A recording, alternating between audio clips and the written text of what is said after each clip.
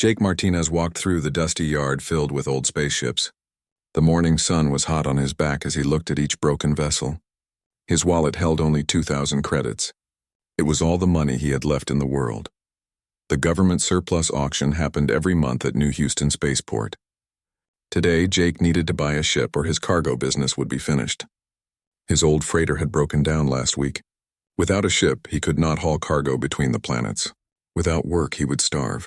Other buyers walked around the yard, too. Most of them had much more money than Jake. They wore clean clothes and carried expensive data pads. Jake wore his old work coveralls and carried a paper notebook. He felt out of place, but he had no choice. Pete Collins, the auctioneer, stood on a small platform near the first ship. He was a big man with a loud voice. "Welcome to today's auction, folks," Pete called out. "We have 37 vessels today. Most are military surplus. A few came from smugglers we caught." Jake followed the crowd to the first ship. It was an old military transport. The bidding started at 5,000 credits. Jake watched as rich buyers raised their hands. The price went up and up. Soon it reached 15,000 credits. Jake sighed and moved on. Ship after ship sold for more money than Jake had. He began to worry. Maybe he should have borrowed money from his sister. But she had already helped him twice before. He did not want to ask again. The crowd moved to a strange-looking ship near the back of the yard. It was different from all the others. Where human ships had straight lines and sharp corners, this one had smooth curves. It looked almost alive. The metal was dark blue with silver streaks that seemed to flow like water. "Now this is interesting," Pete said, hitting the ship's side with his hand. "We got this beauty from a police raid 6 months ago. Found it floating empty near Titan. No crew, no cargo, no identification. Our tech boys could not even figure out how to start it." The other buyers looked at the ship and shook their heads. Jake heard them talking. "Alien tech," one man said. "Probably does not even work." "Even if it works, we could not fix it," said a woman in the expensive suit. "No spare parts for alien ships. Might not even be safe for humans," added another buyer. Pete laughed. "Well, she might come with her own alien crew for all we know. But hey, she is pretty to look at." Starting bid is 500 credits. Nobody raised their hand. Jake looked at the ship more carefully. It was about 200 meters long, much bigger than the ships that had sold for thousands of credits. The hull looked perfect. No dents, no rust, no damage at all. "Come on, folks," Pete said. 500 credits for a ship this size? It is a steal. Still no hands went up. The other buyers were already walking toward the next ship. Anyone? 400? 300? Jake felt his heart beat faster. This might be his only chance. He raised his hand. "Finally," Pete said. 300 credits. "Do I hear 400? The yard was quiet. The other buyers were looking at a military fighter near the fence. "Going once at 300 credits, Pete called out. Jake looked around. Nobody else seemed interested in the alien ship. "Going twice." Jake held his breath. "Sold to the gentleman in the coveralls for 300 credits. Jake could not believe it. He had just bought a spaceship for less money than his old boots cost. He walked up to Pete and handed over his credit chip. "Congratulations," Pete said with a grin. "She is all yours. The key code is in the office. Good luck starting her up." An hour later, Jake stood at the boarding ramp of his new ship. The office had given him a card with numbers on it, but there was no place to put the card. There was no keypad either. The ramp was closed tight. Jake touched the smooth metal of the ramp. To his surprise, it began to glow with soft blue light. The ramp lowered with a quiet hiss. Warm air flowed out from inside the ship. Jake stepped aboard carefully. The corridor was lit with the same soft blue glow. The walls were smooth and curved. Strange symbols moved along the walls like living things. They reminded Jake of fish swimming in a stream. He walked down the corridor, his boots making no sound on the soft floor. Everything felt clean and new. The air smelled like flowers after rain. It was nothing like the oil and metal smell of human ships. The corridor opened into a large room that had to be the bridge. The walls curved up to form a dome overhead. Soft light came from everywhere and nowhere. In the center of the room was a chair that looked like it was grown rather than built. Jake sat down in the chair. It adjusted itself to fit his body perfectly. Panels of light appeared in the air around him, covered with symbols he could not read. Then something happened that made Jake jump out of the chair. A column of light appeared in front of him. The light grew brighter and took shape. Soon a woman stood there, but she was not human. Her skin was silver blue like the metal of the ship. Her eyes glowed with soft purple light. Patterns of light moved under her skin like the symbols on the walls. She was tall and graceful. Her hair moved like it was underwater, even though there was no breeze. She wore clothes that seemed to be made of the same material as the ship. The alien woman looked at Jake and smiled. Then she did something that shocked him more than anything else. She spoke in perfect English. "Greetings, husband," she said, and bowed low. "I am Zara of House Velthine. I have been waiting for you to claim me." Jake stared at her with his mouth open. He tried to speak, but no words came out. "You purchased my vessel," Zara continued. "According to the laws of my people, this makes you my bonded partner. I am now your wife, and you are now my captain." Jake finally found his voice. "Wait," he said. "I just bought a ship. I did not buy a wife." Zara tilted her head like a curious bird. "I do not understand. Are these things not the same among your people?" Jake sat back down in the chair hard. He had thought buying an alien ship would solve his problems. Instead, it seemed like his problems had just gotten much bigger. Jake rubbed his forehead and tried to think. The alien woman, Zara, stood quietly waiting for him to speak. Her purple eyes watched him with interest like she was studying a puzzle. "Look," Jake said slowly, "I think there has been a mistake. I bought this ship at an auction. I did not know anyone lived on it. I just needed a ship for my cargo business." Zara nodded. "Yes, you claimed ownership of my vessel. This makes you my new captain and bonded partner." "But I do not want a wife," Jake said. "I just want a ship." Zara looked confused. "But you cannot have one without the other. I am a bonded navigator. My consciousness is merged with this vessel. We are one being. When someone claims the ship, they claim me as well." Jake stood up and paced around the bridge. "This is crazy. Where I come from, you buy a ship and you get a ship. Not a wife. Your customs are strange," Zara said. "Among my people, the Kitherians, a bonded navigator and her vessel are never separated.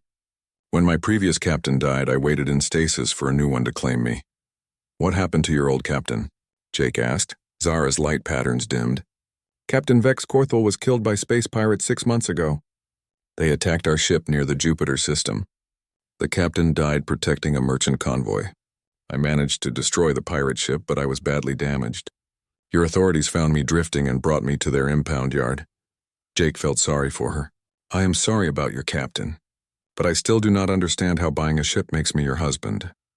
Zara moved to a wall panel. The symbols on it changed as she touched them. "Perhaps I can show you," she said. "This will help you understand." The room filled with soft music. Images appeared in the air around them. Jake saw a beautiful planet with crystal cities and silver oceans. "This is Kythera, my homeworld," Zara explained. "My people have traveled the stars for thousands of years. Long ago, we learned that the best space crews are not just people working together. They are minds joined as one." The images showed alien beings that looked like Zara. They were tall and graceful, with the same silver-blue skin and glowing patterns. A bonded navigator is created when a young Kitherian woman chooses to merge her consciousness with a starship. Zara continued. "It is a great honor. We become one with our vessels. We can feel every system, every circuit, every bolt. The ship becomes our body." Jake watched as the images showed the bonding process. It looked complicated and strange. "But we need someone to complete us," Zara said. "A captain who can make the hard choices. Someone whose mind works differently from ours. The bond between navigator and captain is sacred. It is marriage in the deepest sense." "So you are saying I am stuck with you?" Jake asked. "We are stuck with each other," Zara corrected. "I cannot function properly without a bonded captain, and you cannot truly control this vessel without me." Jake looked around the bridge again. "Can you really control all of this?" Zara smiled. "Would you like me to show you?" Before Jake could answer, the ship began to move. But they were still on the ground in the impound yard. Jake felt no vibration, heard no engines, yet he could see through the dome ceiling that they were rising into the air. "How are we flying?" Jake asked. "We did not get clearance from the tower." "I am monitoring all communication channels," Zara said. "I have already filed a flight plan and received permission. Your authorities believe you are taking the ship for a test flight." They rose higher above the spaceport. Jake could see the whole city of New Houston spread out below them. Other ships moved in the sky, following traffic lanes that glowed with colored lights. "The propulsion system uses gravity manipulation," Zara explained. "We do not need chemical rockets or fusion drives. Watch. She touched another panel. Suddenly they were moving fast across the sky. Jake felt no acceleration, no pressure. It was like the ship was falling sideways through the air. We can reach 17% of light speed in normal space, Zara said. And we have faster than light capability for long journeys. Jake stared at her. Faster than light? That is impossible. Human scientists say it cannot be done. Your scientists have much to learn, Zara said gently. My people have been traveling between stars since before your species learned to make fire. They flew out beyond Earth's atmosphere. Jake had never seen space from a ship this advanced. The stars looked different somehow, clearer and brighter. Earth hung below them like a blue and white jewel. Your planet is beautiful, Zara said. I can see why you love it. You can read my mind? Jake asked, worried. Not exactly, but I can sense your emotions through the ship's neural interface. When you sat in the captain's chair, you formed the first level of our bond. I can feel that you care deeply about your world and your people. Jake thought about this. What else can you feel? I know you are kind but stubborn. You work hard but you have been unlucky. You care more about doing the right thing than making money. These are good qualities in a captain. Jake felt embarrassed. You can tell all that just from sitting in a chair? The bonding process reveals truth, Zara said. I cannot bond with someone who is cruel or selfish. The ship would reject them. What if I do not want to be bonded with you? Jake asked. Zara's light patterns dimmed again. Then I will die, slowly. A bonded navigator cannot survive long without her captain. My consciousness will fade and the ship will become just empty metal. Jake felt terrible. He had not wanted to hurt anyone. He had just needed a ship. But there must be other Catherians who could be your captain, he said. Perhaps. But you claimed me fairly. According to our laws, the bond has already begun. To break it now would be like tearing out part of my soul. They flew back toward Earth. Jake watched his home planet grow larger as they approached. What about your people? He asked. Will they not want you back? They will be surprised, Zara admitted. Catherians usually bond only with other Catherians. I do not think any navigator has ever bonded with a human before. Will they be angry? Some might be. But the law is clear. You purchased my vessel in a legal transaction. The bond is valid. Jake landed the ship back in the impound yard with Zara's help. Other buyers were still looking at ships, but none of them paid attention to his return. I need time to think about this, Jake said. Of course, Zara replied. This is strange for you, but please think quickly. Tomorrow you must register your new vessel with the authorities. If you do not list me as crew, there will be questions. What kind of questions? The kind that might reveal that Earth has made contact with galactic civilization. I do not think your people are ready for that knowledge. Jake stared at her. There are others out there? Other alien species? Many thousands. We are part of something called the Harmonic Coalition. It is a group of species that work together for peace and trade. Why have you not contacted Earth before? Zara looked sad.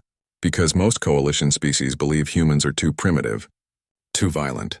They think you would use advanced technology to hurt each other. Jake could not argue with that. Human history was full of wars and violence. But I have been watching your species, Zara continued. I think the coalition is wrong about humans. You have great potential. You just need time to grow. Jake sat back down in the captain's chair. His simple plan to buy a cheap ship had become something much bigger. He was now connected to an alien woman who claimed to be his wife. And through her, he was connected to a vast galactic civilization that his own people did not even know existed. What happens now? He asked. Now you decide, Zara said.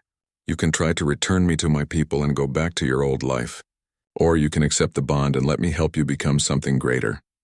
Jake looked at her glowing purple eyes. He had spent his whole life taking the safe path. Maybe it was time to take a risk.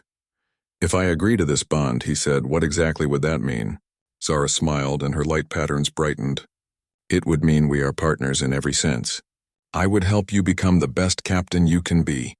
And together we might show the galaxy that humans are ready to join the larger community. Jake took a deep breath. It was the biggest decision of his life. But for the first time in years, he felt hopeful about the future. 3 weeks had passed since Jake bought the alien ship. He had decided to accept his bond with Zara. At first it felt strange to call her his wife. But she was patient and kind, and slowly he began to understand their connection. Zara had taught him how to really fly the ship. It was nothing like piloting human vessels.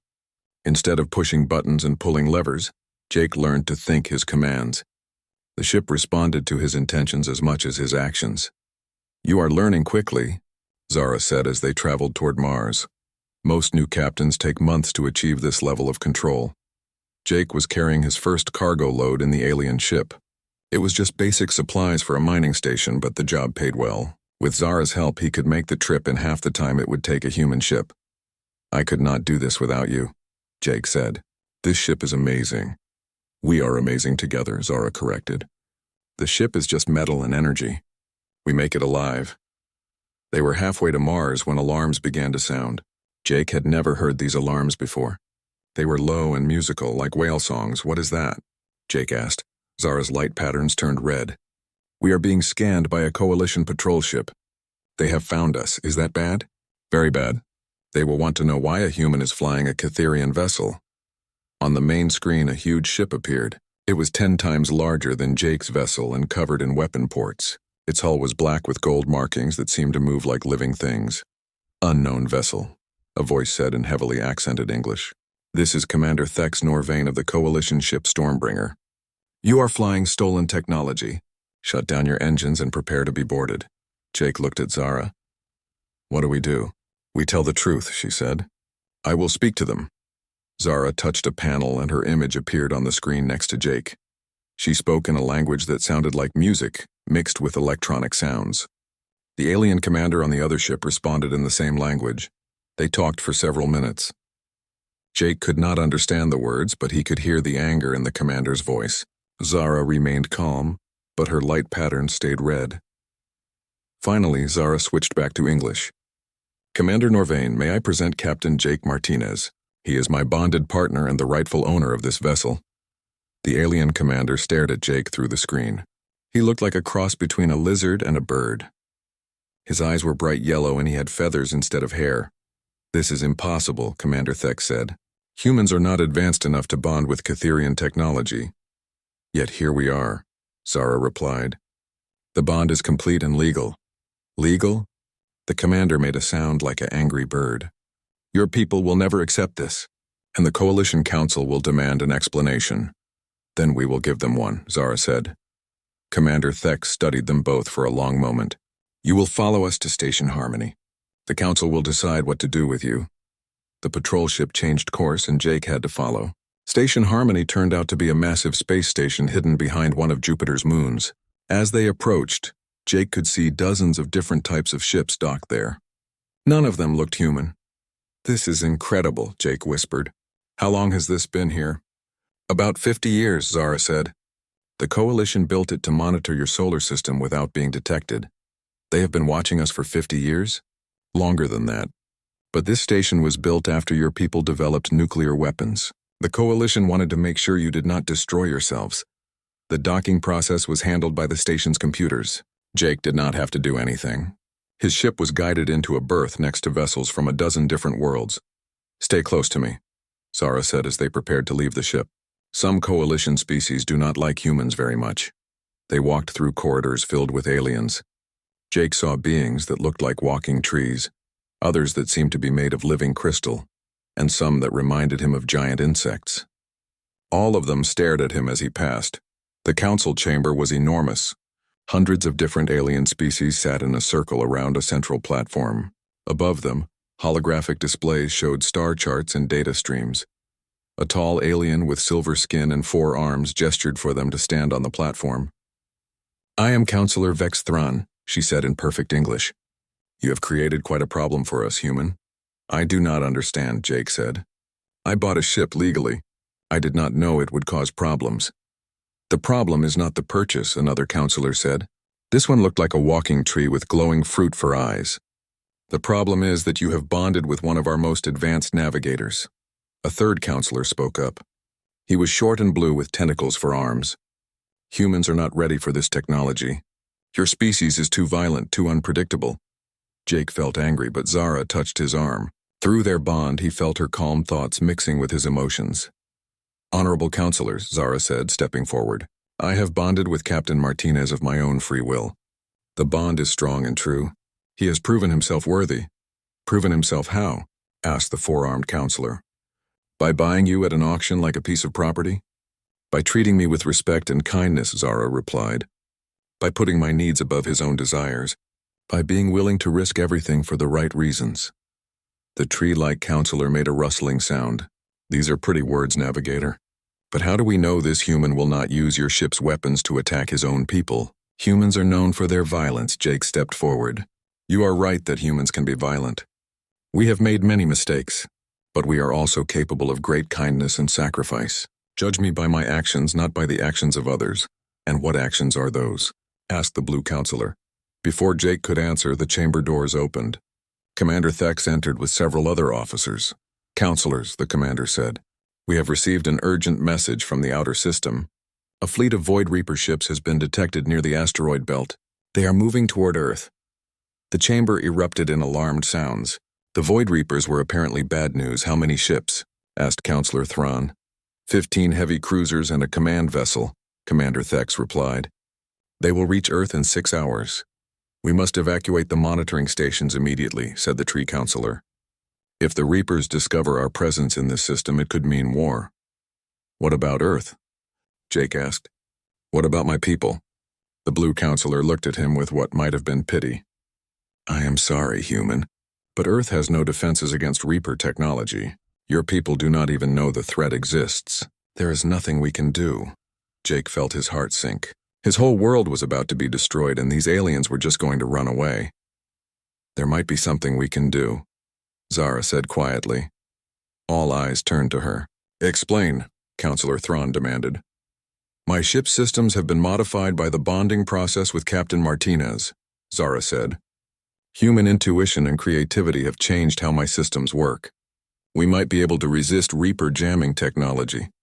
Commander Thex shook his head. Even if that is true, one ship cannot fight an entire fleet.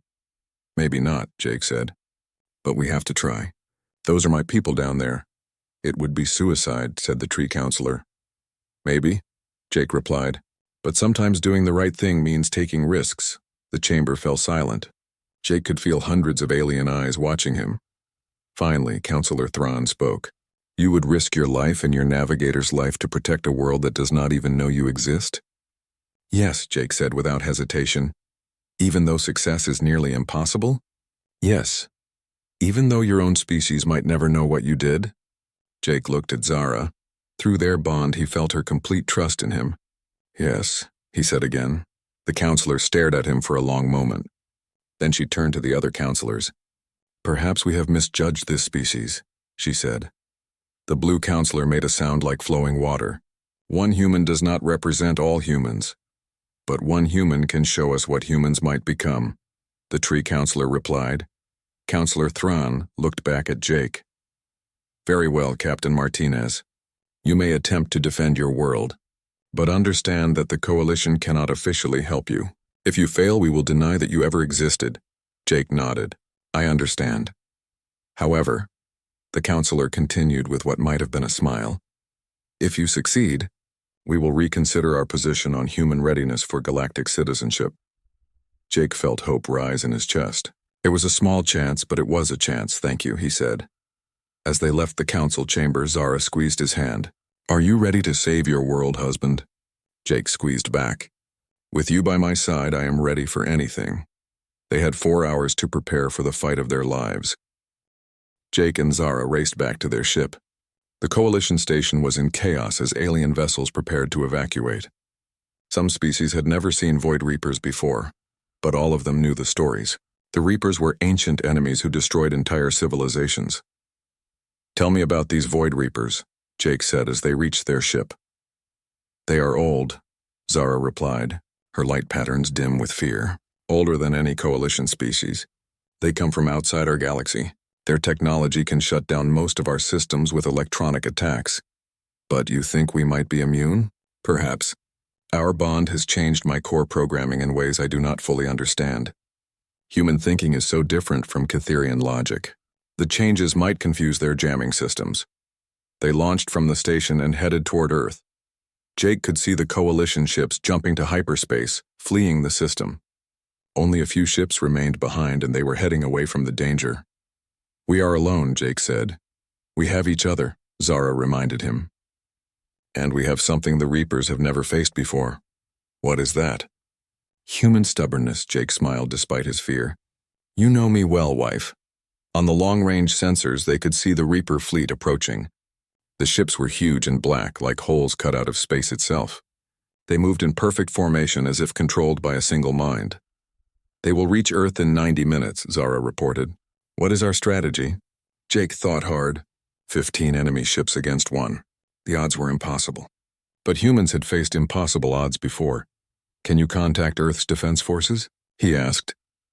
Yes, but they will not believe the threat is real. Try anyway. Maybe we can get them to evacuate some people. Zara sent coded messages to military bases around the world. She had to be careful not to reveal too much about aliens or advanced technology. Most of the messages were ignored or dismissed as pranks. I reached one base commander who seems intelligent, Zara said. General Lisa Cooper at Peterson Space Force Base. She is ordering some evacuation of major cities, but she thinks it is a terrorist threat. It is better than nothing, Jake said. They reached the edge of the solar system as the Reaper fleet approached Mars. The enemy ships were even more frightening up close.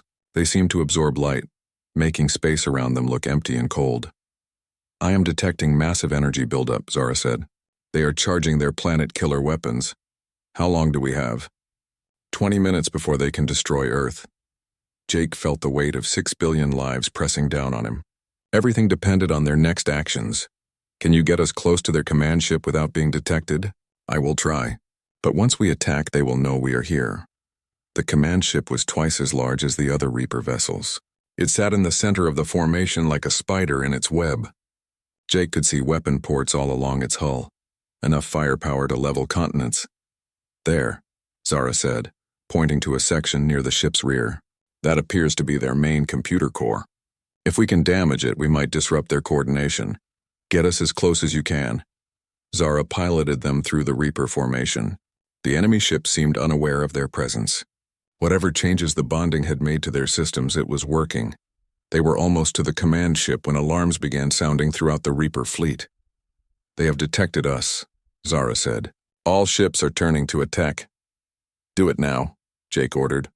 Zara fired their main weapons at the command ship's computer core. Brilliant beams of energy struck the black hull. For a moment, nothing seemed to happen. Then explosions began erupting along the enemy ship's side. Direct hit, Zara reported. But their shields are still holding. The other Reaper ships opened fire.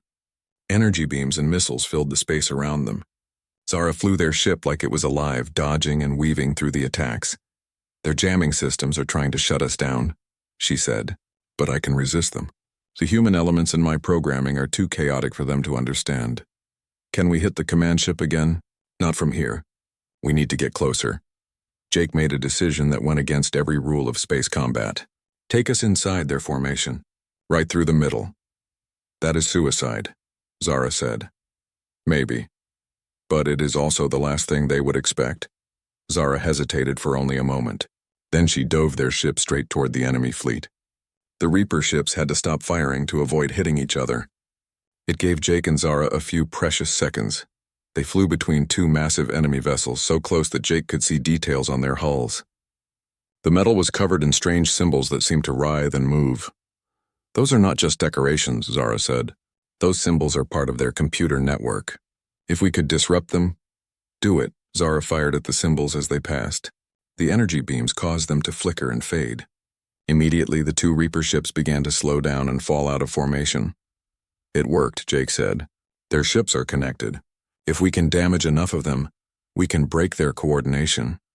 They repeated the tactic with two more ships, flying dangerously close and firing at the moving symbols. Each time another enemy vessel dropped out of the formation. But the Reapers were learning. The remaining ships began firing in random patterns, making it harder to get close. One energy beam clipped their shield, sending vibrations through the hull. Shields down to 60%, Zara reported. Can we reach the command ship? I will try. They made another desperate run at the largest Reaper vessel. This time the enemy was ready. Missile after missile streaked toward them. Zara managed to dodge most of them, but 3 found their target. The explosions threw Jake against his chair. Sparks flew from damaged consoles. The ship shuddered and began to drift. Engines are damaged, Zara said. Her voice sounded weak. I am having trouble maintaining control. Are you hurt? The ship is hurt, so I am hurt. We are the same being, remember? Jake felt her pain through their bond. It was like having a part of his own body damaged. Can you make one more attack run? I do not think so. The engines are failing. Jake looked at the command ship on the screen. They were so close. Earth was only minutes away from destruction. What if we rammed it? He asked. Zara stared at him. That would destroy us both. But would it stop them? Probably. The command ship coordinates the entire fleet. Without it, they would have to retreat and regroup. Jake reached over and took her hand. Through their bond, he felt her fear and her love for him. I'm sorry, he said. I know this is not what you wanted when you bonded with me. Zara squeezed his hand. You are wrong. This is exactly what I wanted. A captain who would risk everything for what is right. Are you ready? Together, she said. Jake pushed the engines to maximum power. The damaged ship groaned and shook, but it began to move toward the command ship. The Reapers realized what was happening. Every weapon in the fleet turned toward them. Energy beams and missiles filled the space ahead. I love you, wife, Jake said. I love you too, husband, Zara replied. They struck the command ship at full speed. The explosion was visible from Earth. It lit up the night sky like a new star. When the light faded, the Reaper command ship was gone. The other enemy vessels drifted in space, their coordination broken, one by one. The surviving Reaper ships jumped to hyperspace and fled. Earth was safe. In the wreckage of 2 ships, a small escape pod drifted in the darkness. Inside, Jake slowly opened his eyes. His head hurt and his body ached, but he was alive. Zara, he called out. A weak hologram appeared beside him. She looked pale and her light patterns flickered like a dying candle. I am here, she whispered, but I am very weak. Most of my systems were destroyed in the collision. Will you be okay? I do not know.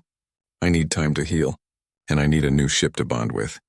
Jake looked out the pod's small window. In the distance, he could see coalition ships returning to the system. They had come back after the battle was over. Looks like we have company, he said. Yes, I think they want to talk to us. The first ship to reach them was Commander Thex's vessel. Soon, Jake and Zara were back aboard the coalition station, facing the council once again.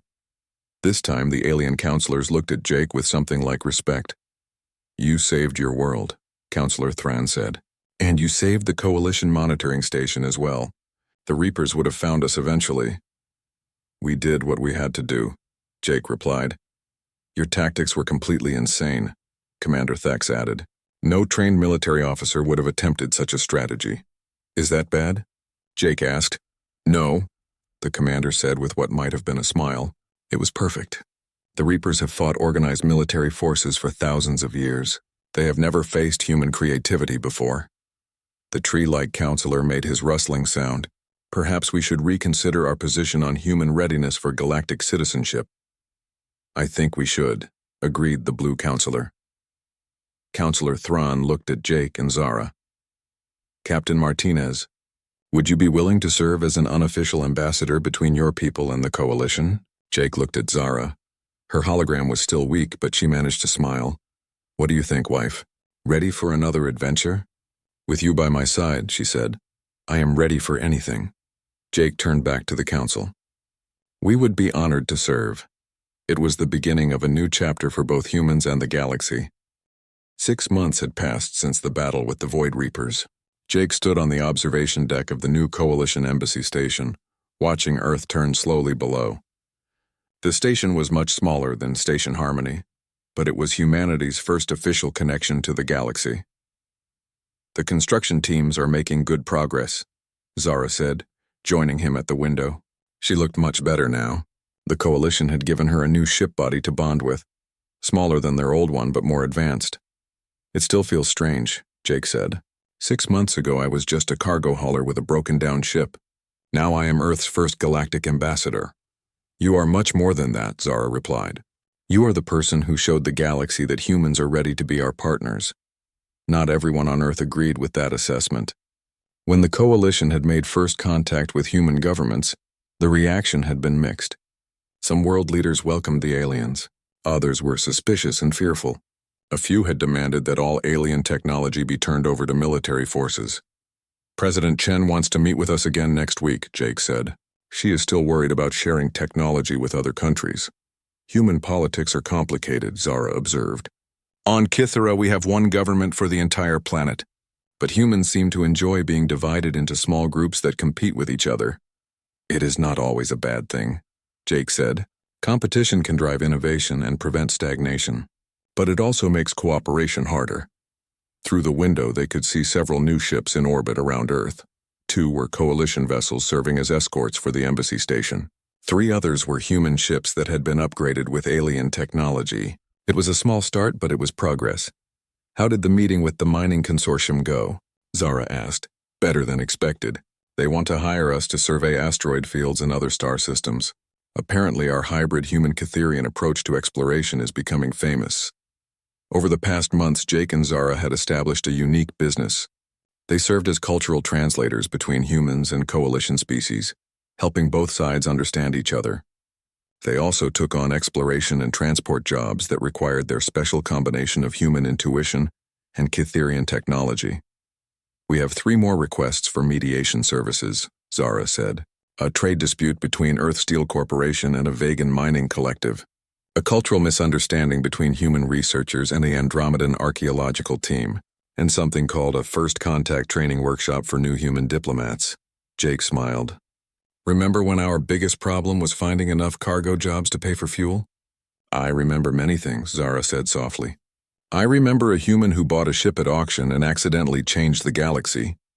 Their conversation was interrupted by an alarm from the communications center. Jake and Zara hurried to the main control room, where Lieutenant Dan Foster was monitoring the long-range sensors. Sir, Foster said, we are getting strange readings from the outer system. Multiple ships dropping out of hyperspace near Neptune. Coalition ships? Jake asked. No, sir. The signatures are completely unknown. Jake felt a chill run down his spine. How many ships? At least 20. Maybe more. They are big, sir. Really big. Jake and Zara exchanged glances. The Void Reapers were supposed to be gone from this part of the galaxy. But there were other threats out there. Put me through to Station Harmony, Jake ordered. Commander Thex appeared on the screen a moment later. The alien officer looked worried. Captain Martinez, Thex said, I assume you are seeing the same readings we are. Unknown ships near Neptune. Are they hostile? We do not know. They are not responding to our communications. But their technology appears to be very advanced. More advanced than the Coalition? Possibly. We are evacuating all non-essential personnel from the outer system stations. I recommend you do the same with the embassy station. Jake looked around the control room. His human staff was trying to look calm, but he could see the fear in their eyes. They had all heard stories about the Void Reaper attack. We will stay, Jake said. If these newcomers are hostile, Earth needs someone to negotiate with them. Captain, Commander Thex said carefully, your courage is admirable. But if these are Reapers or something worse, there may be nothing to negotiate. Then we will find out together, Jake replied. The next few hours were tense. The unknown ships moved slowly through the solar system, apparently scanning planets and moons. They made no aggressive moves, but they also did not respond to any attempts at communication. They are definitely studying us, Zara said, watching the sensor displays. Their scans are incredibly detailed. They know everything about our technology and defenses. Are they getting ready to attack? I do not think so. If they wanted to destroy us, they would have done it already. Finally, one of the alien ships broke away from the group and approached Earth. It was enormous, easily 10 times larger than the biggest Coalition vessel. Its hull was white and gold, covered in patterns that shifted like living art. Captain Martinez, a new voice said over the communications channel. The voice was deep and musical, like whale song mixed with orchestral music. I am Navigator Prime Calthessa of the Eternal Archive. We have come to meet the humans who defeated the Void Reapers. Jake felt relief wash over him. They were not here to attack. Welcome to the solar system, Navigator Prime. I am Captain Jake Martinez. This is my bonded partner, Zara of House Veltine. Ah, the famous pair. Your victory over the Reapers has become legend throughout 17 galaxies. We have traveled far to meet you. 17 galaxies? Zara whispered. Who are these people? The alien ship moved into orbit near the embassy station. Up close, it was even more impressive. The hull seemed to be made of living metal that flowed like liquid. May we come aboard your station? Calthessa asked. We have much to discuss. An hour later, Jake and Zara stood in the station's main docking bay waiting for their visitors. The airlock opened and 3 aliens emerged. They were tall and elegant, with silver skin that seemed to glow from within. Their eyes were large and multifaceted like jewels. Navigator Prime Calthessa was the tallest of the 3. She wore robes that seemed to be made of starlight itself, shifting colors that matched the patterns on her ship. Captain Martinez, she said, bowing gracefully. Navigator Zara, it is an honor to meet the pair who changed the balance of galactic power. I think you overestimate our importance, Jake said. Do I? Your defeat of the Void Reapers has had consequences you cannot imagine. For the first time in 10,000 years, the Dark Fleets are retreating from inhabited space. Hope has returned to species that had given up all hope. Calthessa gestured to her companions.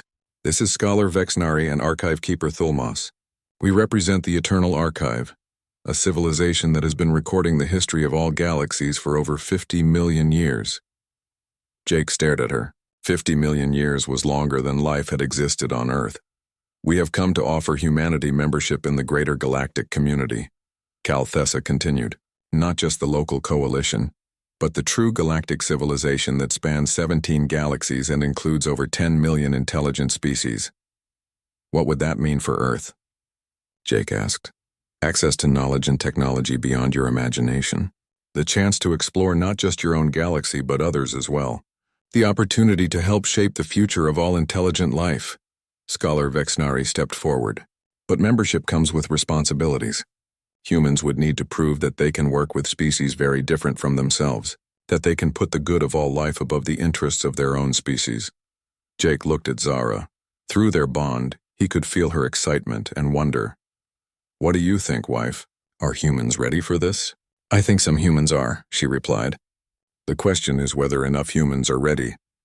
Archive Keeper Thulmos spoke for the first time. His voice was like wind through crystal caves. That is why we propose a gradual introduction. A few humans at first working with us to bridge the gap between your species and galactic civilization. You and Navigator Zara would be our first contacts. Us? Jake said. But we are already working with the Coalition. The Coalition is just one small part of the greater galaxy, Calthessa explained. We offer you the chance to see it all, to help your species grow from a single-world civilization to something truly cosmic. Jake thought about everything that had happened since he bought an alien ship at auction. His simple desire to make a living had led him to save Earth, marry an alien, and become humanity's first galactic ambassador. What would we have to do? He asked. Travel with us to the galactic core, Calthessa replied. Meet with the Council of Worlds. Show them that humans have the wisdom and courage to join the greater community. And if we succeed, then humanity's real journey begins. Jake looked out the docking bay window at Earth. His homeworld looked so small and fragile from here. But he knew that appearances could be deceiving. Humans might seem primitive compared to aliens with 50 million years of history, but they had already proven they could surprise the galaxy. We will need to discuss this with Earth's governments, Jake said. Of course, but ultimately the decision is yours. You and Navigator Zara are humanity's representatives to the galaxy. What you choose will shape your species' future. That night,